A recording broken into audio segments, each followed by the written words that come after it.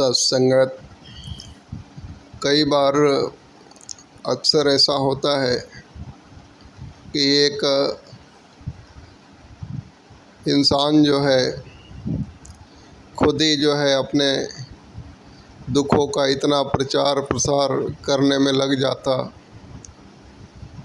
कि जिसके बाद उसके ज़िंदगी में दुख की लड़ियाँ ही लग जाती हैं और बाद में समझ ही नहीं पाता है कि इस दुखों से निजात कैसे पाई जाए। तो कहते हैं कि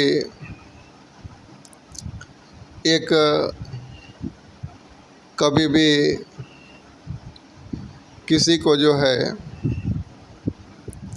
अपना दुख अपनी तकलीफ़ नहीं सुनानी चाहिए, क्योंकि किसी को तकलीफ़ सुनाने से आपकी तकलीफ़ कम नहीं होने वाली है, वो और ही ज़्यादा बढ़ जाती है। तो कहते हैं कि तकलीफ़ दिक्कतें या जो कुछ भी है सिर्फ़ ईश्वर के सामने ही रखें, और ईश्वर के सामने भी रखने की ज़रूरत नहीं होती है, क्योंकि मालिक सब जानता है।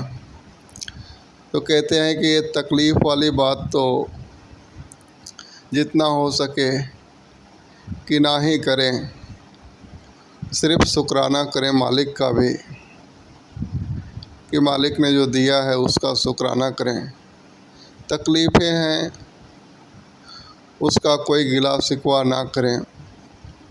इससे होता क्या है, ये कहते हैं कि अगर किसी ने पूछ लिया कि आप कैसे हैं, तो हमने हमारा दुख तकलीफ़ बता दी कि अरे हमारा तो दुख बहुत बड़ा है, तकलीफ़ बहुत है, तो ये बात हमारे दिमाग में अब तक चल रही थी कि हमें दुख बहुत बड़ा है, हमारी तकलीफ़ बहुत ज़्यादा है। लेकिन अब हमने क्या किया, दूसरे के दिमाग में ट्रांसफ़र कर दिया। तो दूसरा भी अभी जिधर जाता है तो हमारे लिए क्या सोचता है कि अरे उनका तो दुख बहुत बड़ा है, उनको तो ज़िंदगी में बहुत तकलीफ़ है।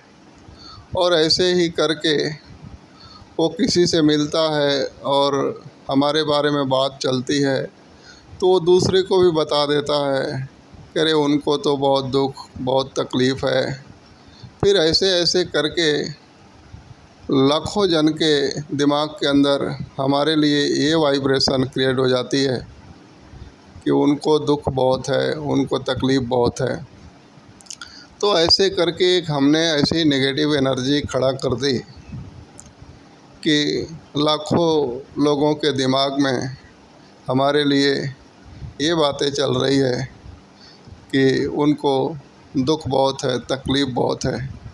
तो फिर बाद में हम हमारे माइंडसेट को चेंज भी करते हैं कि हम दुखी नहीं हैं, हम तकलीफ़ में नहीं हैं, हम सुखी हैं। लेकिन हमारा एक मन हमारे लिए सोच रहा है कि हम दुखी नहीं हैं, तकलीफ़ नहीं है, हम सुखी इंसान हैं। लेकिन हमारे ही कर्मों के ज़रिए हमारे लिए हज़ार मन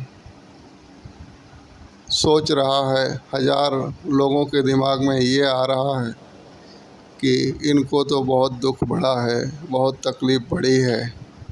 तो फिर हमने जो एनर्जी खड़ा कर दी है वो इतनी जटिल खड़ा कर दी है, इतना विशाल रूप से हमने हमारे दुखों को फैला दिया है कि वो हमारे एक के चाहने से भी हमारी ज़िंदगी नहीं बदल पाती है।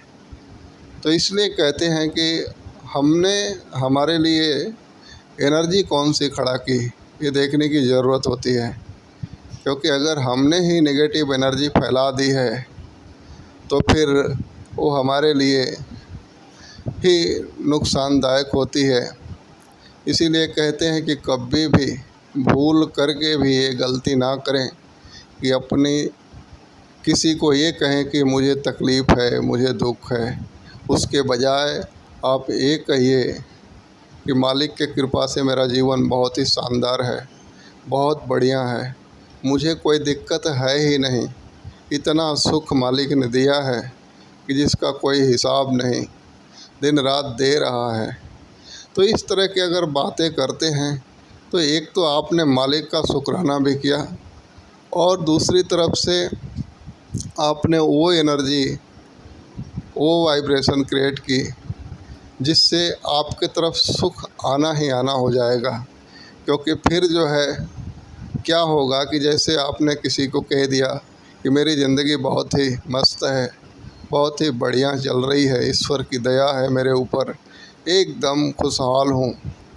तो ऐसे ही जब वो इंसान के दिमाग में चलने लगता है कि अरे भाई साहब तो बहुत खुशहाल हैं, उनकी ज़िंदगी बहुत अच्छी है, और फिर वो जो है कि और लोगों से मिलता है, वो बातें फैलती जाती है, तो हज़ारों लाखों दिमाग के अंदर आपके लिए एनर्जी क्रिएट हो जाती है कि आपका जीवन बहुत खुशहाल है, आपके ऊपर मालिक की कृपा है। तो फिर आप गलती से निगेटिव हो भी जाएं कि नहीं मैं कहीं लगता है कि दुखी हूँ, तो वो जो आपने एनर्जी खड़ा की है वो आपको दुखी होने नहीं देगी, आपका कोई नुकसान होने नहीं देगी। तो आओ इस बात को समझें। इसीलिए कहा जा रहा है कि कभी भी भूल करके भी परमात्मा के सिवा कहीं भी दुखों का रोना ना रोएं। ये गलती बहुत भारी हो जाती है, जो हमारा जीवन कम पड़ जाता है लेकिन दुख कम नहीं होता है। इसलिए इसको सुखी कैसे बनाना है, तो कैसी भी परिस्थिति हो, लेकिन जहाँ बात आए कि आप कैसे हो, तहाँ जवाब एक ही होना चाहिए, एकदम फर्स्ट क्लास, ईश्वर की कृपा है, जीवन एकदम शानदार है। आप ऐसा कहने मात्र से आपका जीवन शानदार होना ही होना है। लेकिन अगर गलती से दुखों का रोना रो दिए तो फिर दुख की दलदल में धंस गए आप, निकलना मुश्किल हो जाएगा। तो आओ इस बोलने के तरीके को भी समझें हम, और हमारे जीवन को सुखमय बना पाएँ। प्यार से कहना, धन निरंकार जी।